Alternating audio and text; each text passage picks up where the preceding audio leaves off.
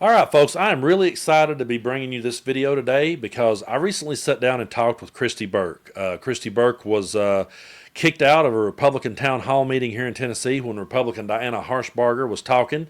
Kristi fact checked her in real time and ended up getting asked to leave. So we did a video about that here on the channel, and then afterwards I reached out to her and wanted to know if maybe she wanted to come on the channel and talk about her experience, and she was kind enough to do so. So, for those of you that haven't seen her being removed from the town hall, we're going to play that clip first, and then we're going to dive into mine and Kristi's conversation about it, and I think you're really going to enjoy it. So, let's roll the clip of how this whole thing got started. Women will never win another championship or get another scholarship because biologically you're born a man or a woman.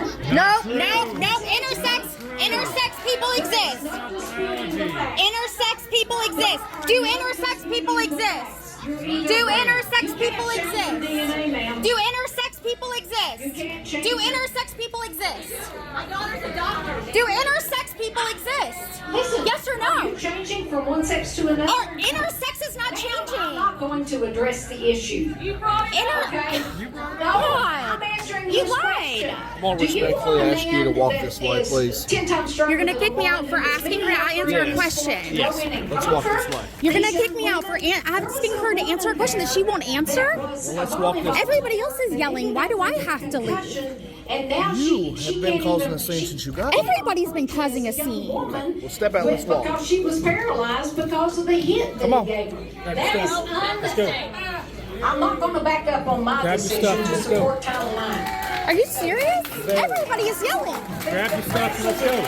I hope that the president will take For asking the congresswoman if intersex people exist. I want to know if intersex people your exist. question. her at 12:30. She asked if I want to know if intersex people exist, and she won't answer the question. Ask people out here. I appreciate you all showing up, whether you like my answer or whether Is this?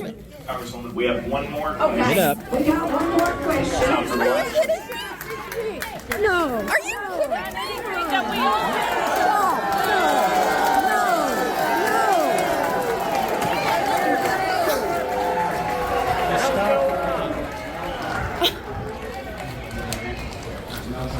She didn't do anything. I did nothing wrong. I did nothing wrong. I asked a question.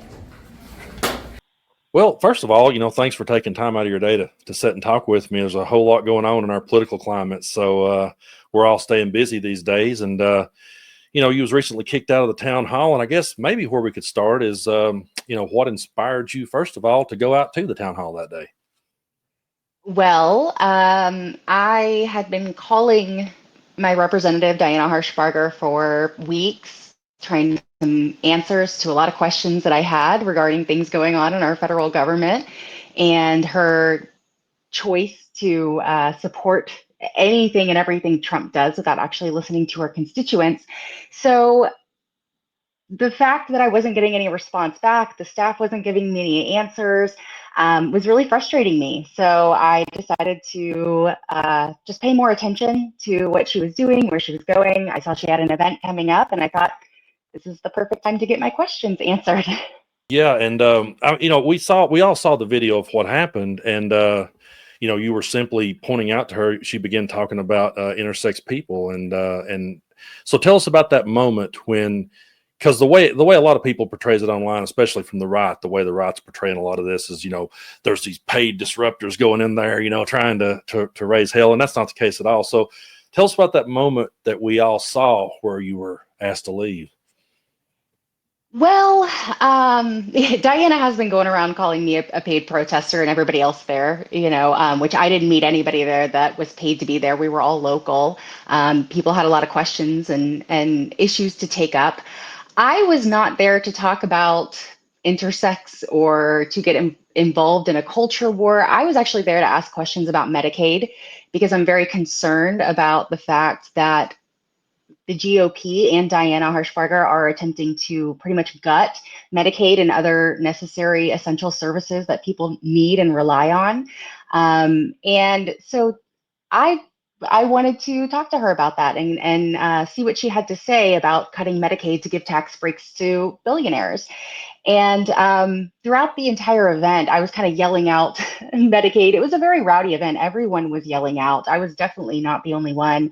But we sat there for about an hour and a half, and it was just lie after lie. She couldn't even give us any talking points that came from her own brain. It all came from this binder that I guess she was given by the Trump administration to speak from. And I did my research before going. I informed myself, and I knew that the things she was saying weren't true.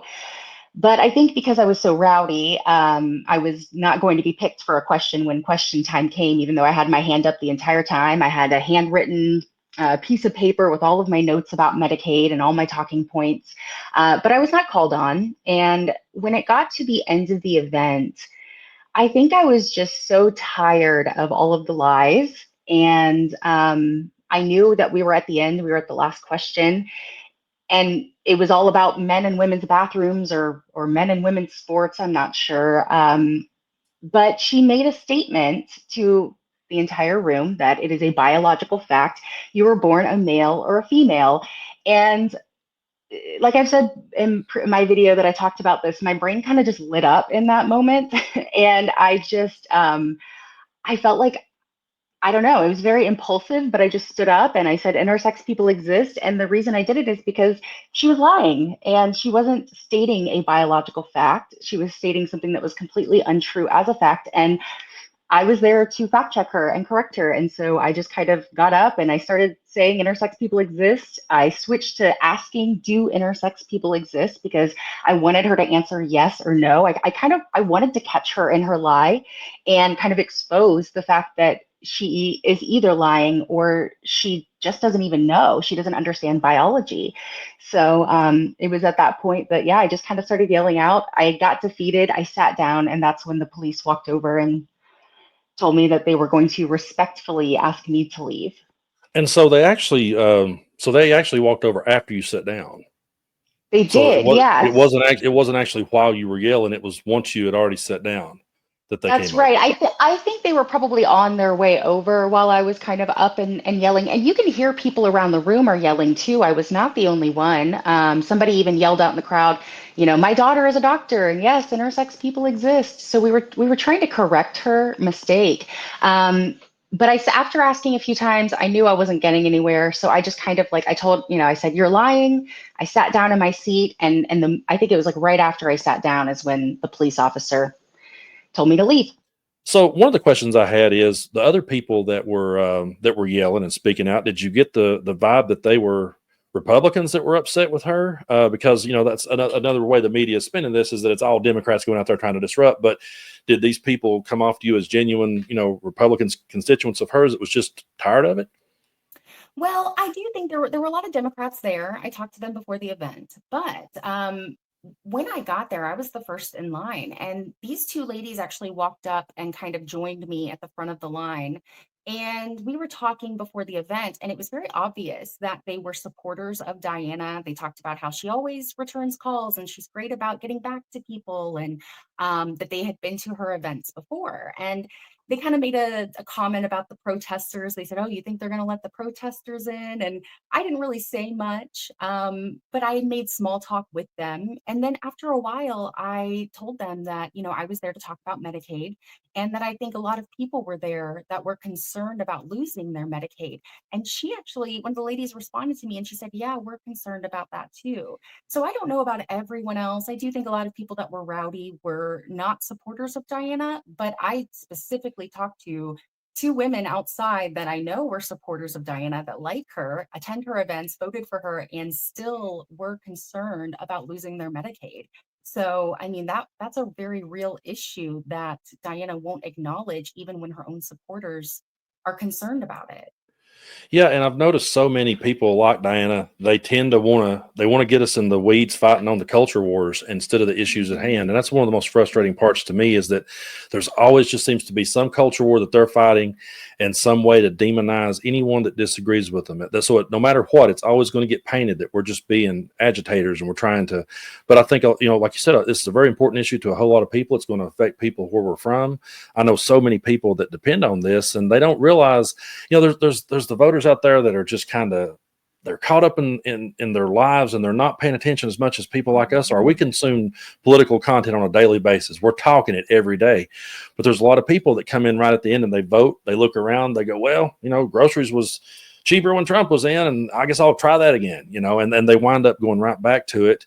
And then when these things start happening, I can count the people I've talked to that said, well, I don't think he'll do that. I don't think they actually will do that. But what I've tried to tell people is they've said for a long time this is what they intended to do. I mean, Republicans have been talking about, cutting Medicaid and Social Security for years. This has been something they've had on their agenda for years. And so I don't know why that people have this approach of, oh, I don't actually think they'll do it.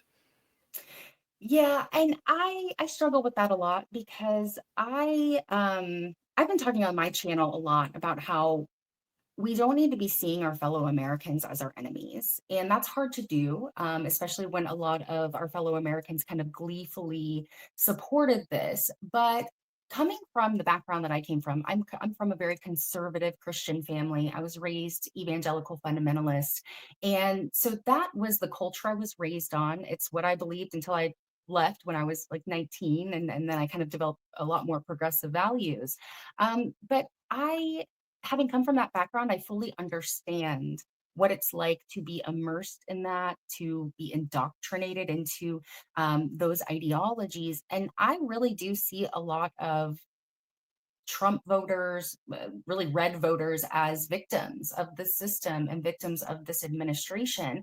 And I think that allows me to kind of take down that wall of bitterness and anger toward my fellow Americans and kind of direct that toward the people that are actually victimizing all of us. And I do believe that even though I'm in the second reddest district in the United States, if the people around me in my district were truly educated and informed, and they really understood what was going on instead of just listening to Trump or listening to Diana or listening to Fox News, I don't think that they would like what's going on.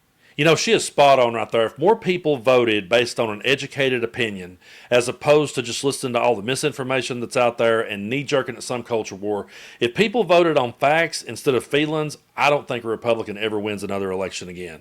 If people truly voted based on what is really going on in this world. But I'm going to take it back here to the ending of our conversation where that Kristi let everyone know where to follow her at. And I want to remind you all that I do have a Patreon. It is tagged here in the description of this video as well.